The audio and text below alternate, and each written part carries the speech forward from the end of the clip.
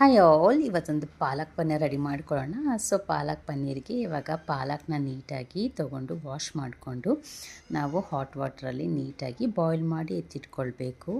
So ಏನಕ್ಕೋಸ್ಕರ ಅಂದರೆ ನಮಗೆ gravy green colour ಬರೋದಕ್ಕೋಸ್ಕರ. ಮಸಾಲೆಗೆ ಏನು ಶುಂಠಿ ಬೆಳ್ಳುಳ್ಳಿ ಹಸಿಮೆಣಸಿನ್ಕಾಯಿ ಗೋಡಂಬಿ ಚಕ್ಕೆ ಲವಂಗ ಜೀರಿಗೆ ಎಲ್ಲ ಹಾಕ್ಕೊಂಡು ರೆಡಿ ಮಾಡ್ಕೊಂಡಿದ್ದೀನಿ.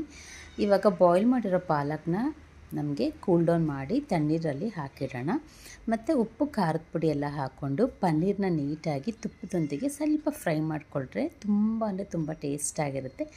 ಫೈನಲಿ ಗ್ರೇವಿ ರೆಡಿ ಆಯಿತು. ಇವಾಗ ಒಗ್ಗರಣೆಗೆ ಆಯಿಲ್ ಹಾಕ್ಕೊಳ್ಳೋಣ.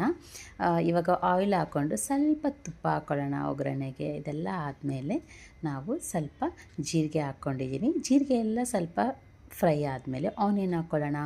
ಆನಿಯನ್ನು ಆಪ್ಷನು, ಒಬ್ಬೊಬ್ಬರು ರುಬ್ಬಿ ಕೂಡ ಹಾಕ್ಕೊಳ್ತಾರೆ. ನಾನು ಇಲ್ಲಿ ಟೊಮೊಟೊ ಪ್ಯೂರಿನ ಆ್ಯಡ್ ಮಾಡ್ಕೊಳ್ತಾ ಇದ್ದೀನಿ. ಇದನ್ನ ರುಬ್ಬಕ್ಕೂ ಕೂಡ ಆ್ಯಡ್ ಮಾಡ್ಕೊಳ್ಬೋದು. ಸೊ ಟೊಮೊಟೊ ಪ್ಯೂರಿ ಇದ್ರ ಜೊತೆ ಎಲ್ಲ ಮಿಕ್ಸ್ ಮಾಡಾದಮೇಲೆ ಸ್ವಲ್ಪ ಖಾರದ ಪುಡಿ ಸ್ವಲ್ಪ ಅರಿಶಿನ ಹಾಕ್ಕೊಂಡಿದ್ದೀನಿ.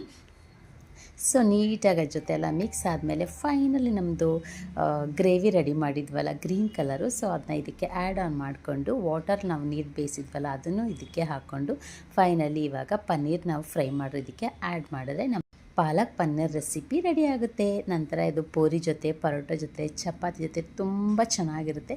ನೀವು ಟ್ರೈ ಮಾಡಿ ಹೇಗಿತ್ತು ಪಾಲಕ್ ಪನ್ನೀರ್ ರೆಸಿಪಿ ಅಂತ ಕಮೆಂಟ್ ಮಾಡಿ ತಿಳಿಸಿ. Thank you.